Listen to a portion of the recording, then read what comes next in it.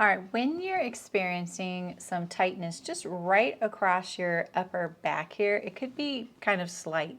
And what's going to happen is if you had two sleeves here and you had your whole back, you'd probably see some like horizontal wrinkles here, and it would feel a little just tight back there. So if you don't need a whole lot, you are probably adding maybe maximum 1/2 inch across the entire back. You can do this adjustment.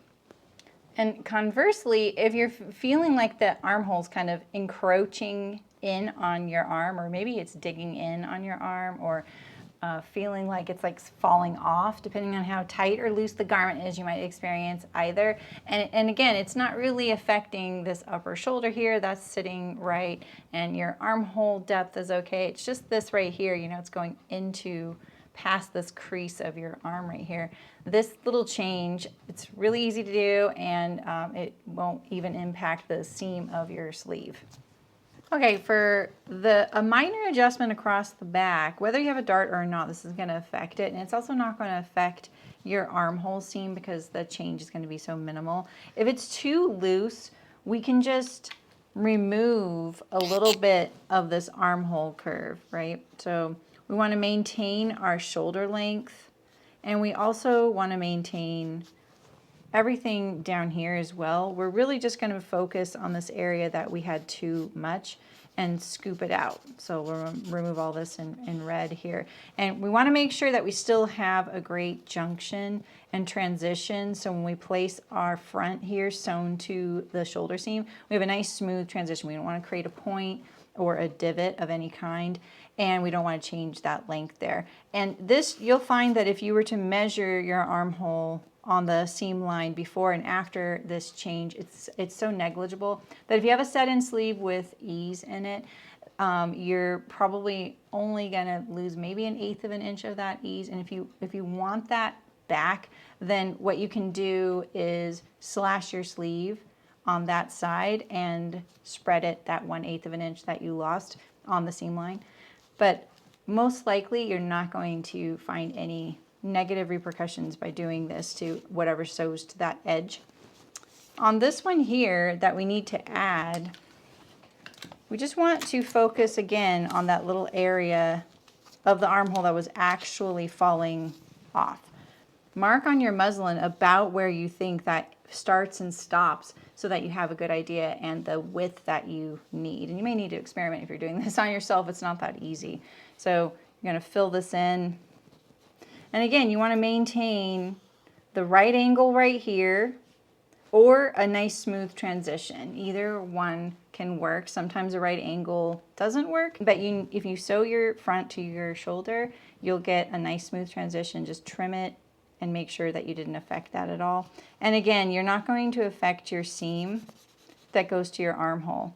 I'm working on the seam line here. I'm not working on a seam that has seam allowance, so make sure when you make this change, you take that into consideration, that you're looking at the seam line and measuring out from there, and then just add it to the edge. And that's all you need to do. If you're trying to increase or decrease across your back less than 1/2 inch, this will suffice. 1/2 inch total from armhole to armhole.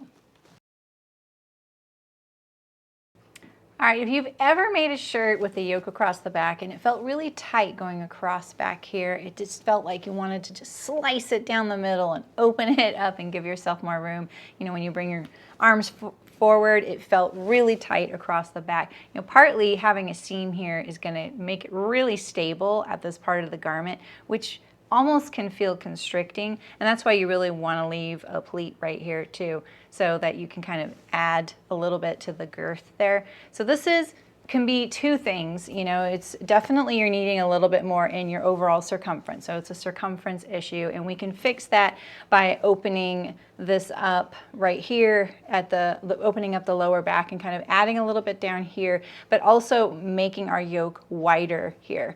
Now, if you also have this little issue where you're getting this armhole gape here, it could be also that you have a rounded back up here, and you might have both.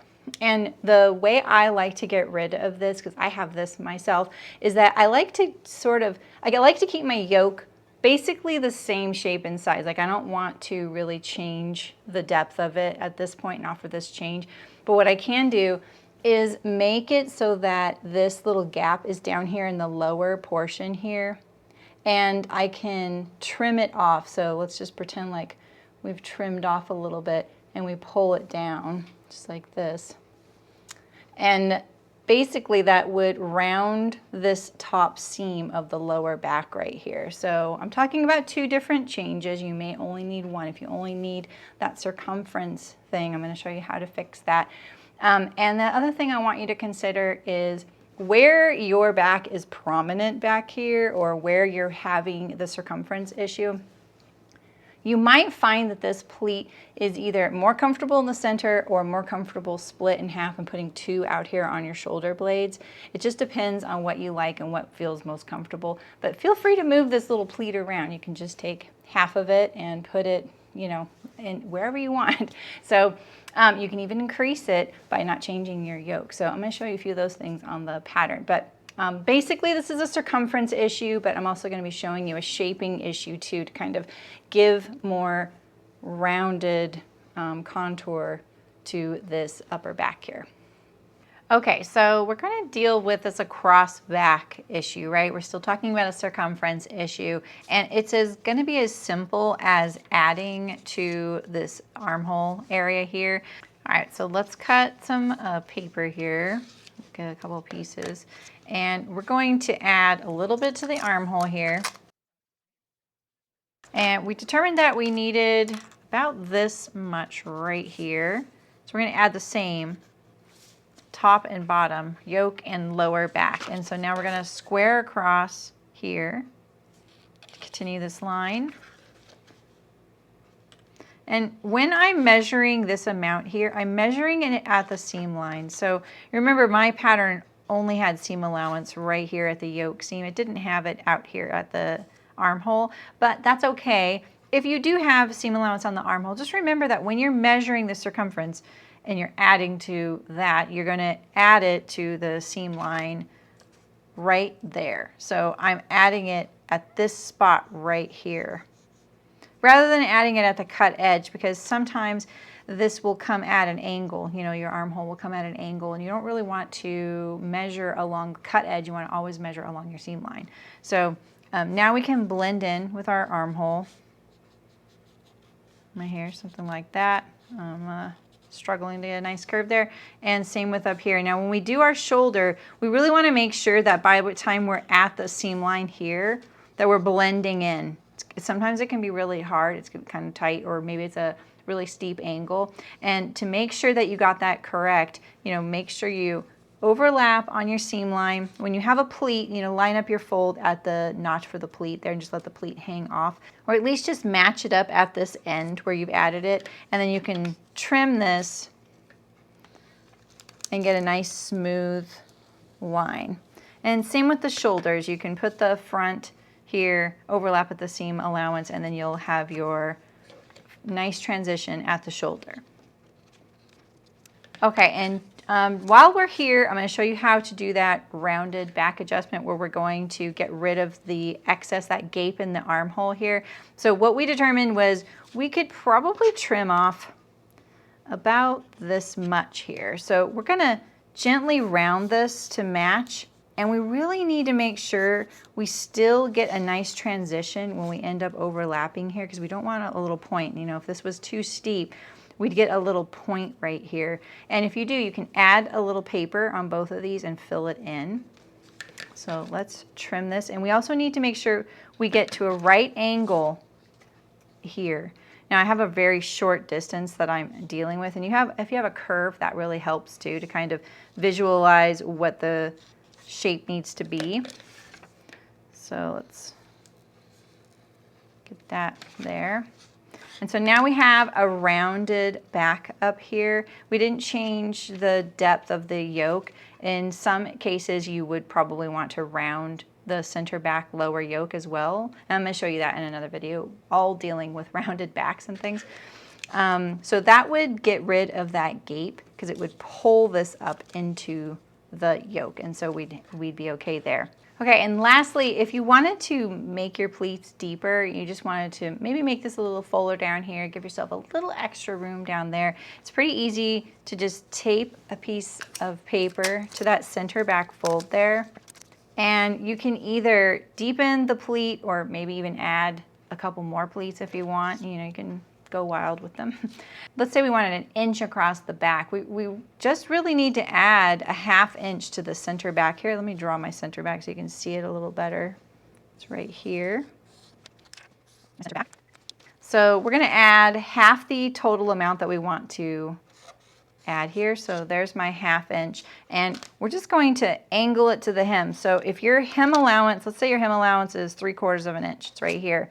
This right here is going to be the dots that you connect there and up here. So let's make sure we have a right angle at the top, right?